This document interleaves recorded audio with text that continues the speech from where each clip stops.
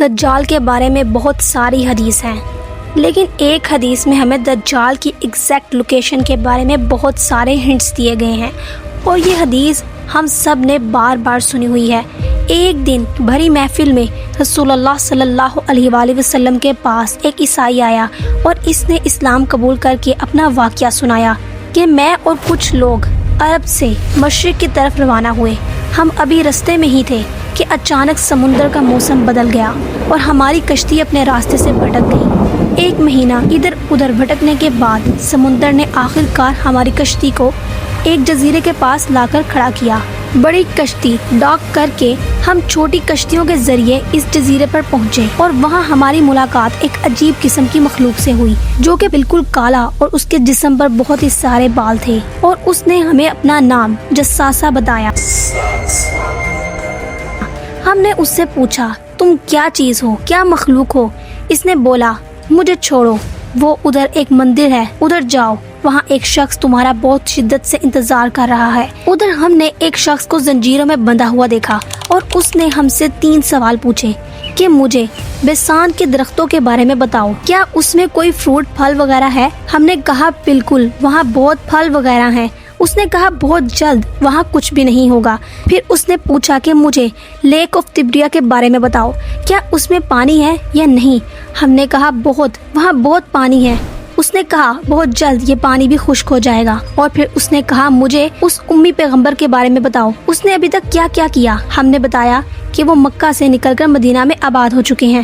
اس نے کہا کیا واقعی وہ یثرب مدینہ آ چکے ہیں؟ یہ کہتے ہی اس نے کہا کہ اب میں بتاتا ہوں کہ میں کون ہوں، میں ہوں دجال،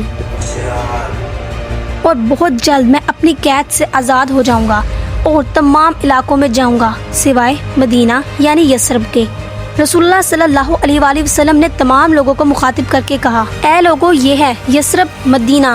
تمیم داری جو کہہ رہا ہے مجھے اس میں سچائی نظر آ رہی ہے۔ یاد رکھو دجال شام کے سمندر میں ہے اور نہ ہی یمن کے سمندر میں۔ اور اپنے ہاتھ سے مشرق کی طرف اشارہ کر کے کہا دجال مشرق میں ہے، دجال مشرق میں ہے، دجال مشرق میں ہے۔ اب سمپل سی بات ہے، اور ہم سب جانتے ہیں کہ مشرق کی طرف اس سفر کرنے کے بعد ان کی کشتی ایک جزیرے پر جا رکی تھی۔ چلے آئیے اب پتہ لگاتے ہیں کہ ایسٹ میں کون سے جزیرے پائے جاتے ہیں مدینہ کی طرف۔ مدینہ کے ایسٹ میں بہت ہی مشہور عربین سی ہے، اس میں 4 جزیرے پائے جاتے ہیں۔ لکشدیپ آئی لینڈ جو انڈیا میں ہے، سکوٹرا آئی لینڈ یمن میں ہے، مسیرا آئی لینڈ عمان میں ہے، اور استولا آئی لینڈ پاکستان میں ہے۔ احادیث میں کلیئرلی فرمایا گیا ہے کہ دجال یمن کے سمندر میں نہیں ہوگا، تو یہ 2 آئی لینڈ تو نکل گئے۔ رسول اللہ صلی اللہ علیہ وآلہ وسلم نے مدینہ میں جو مشرق کی طرف اشارہ کیا تھا، اگر اس سے ہم ایک سیدھی لائن کھینچے تو وہ بالکل استولا آئی لینڈ کے اوپر سے گزرتی ہے۔ اور جب جساسہ نے ان کو اس جزیرے پر ایک ٹیمپل یعنی مندر کی طرف بھیجا تھا، تو اس جزیرے پر ایک مندر یعنی ٹیمپل کے کوئی ریمینز تو ہونے چاہیے نا۔ انڈیا کی اس آئی لینڈ میں تو ایسا کچھ بھی نہیں ہے، لیکن پاکستان کے استولا آئی لینڈ میں پتہ کیا ہے؟ مندر۔ لیکن یہ تو 1450 سال پرانی بات ہے، مندر تو ابھی 40-50 سال پہلے بنا ہوگا۔ نہیں، یہ 2000 سال پرانا مندر ہے، اور مندر بھی کس کا آپ جانتے ہیں؟ کالی ماتا کا، ہندوؤں کی سب سے خطرناک اور خوفناک دیوی، جو دیکھنے میں بہت ہی زیادہ خوفناک ہے اور جس کے جسم پر بھی بہت ہی زیادہ بال ہیں۔ کچھ یاد آیا؟ جساسہ۔ ان صحابیوں نے جس عجیب سی مخلوق کی بات کی تھی وہ بالکل ہندوؤں کے اس بھگوان سے ملتا جلتا ہے، لیکن اگر آج آپ استولا آئی لینڈ جائیں تو آپ کو دجال نہیں ملے گا۔ وہ آزاد ہوا یا نہیں ہوا یہ تو پتہ نہیں، اللہ بہتر جانتا ہے، لیکن یہ جو جساسہ ہے اس کو غور سے دیکھیں۔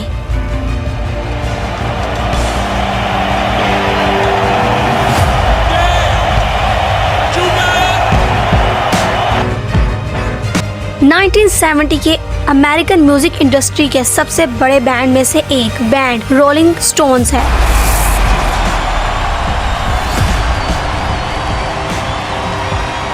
جس نے اپنا یہ لوگو ہندوؤں کی کالی ماتا سے انسپائر ہو کے بنایا ہے، اور یہ لوگو پچھلے صدی کے سب سے مشہور لوگوز میں سے ایک ہے، اور رولنگ سٹونز بینڈ کو one of the greatest of all Times, ایک سب سے بڑے بینڈ کے طور پر مانا جاتا ہے۔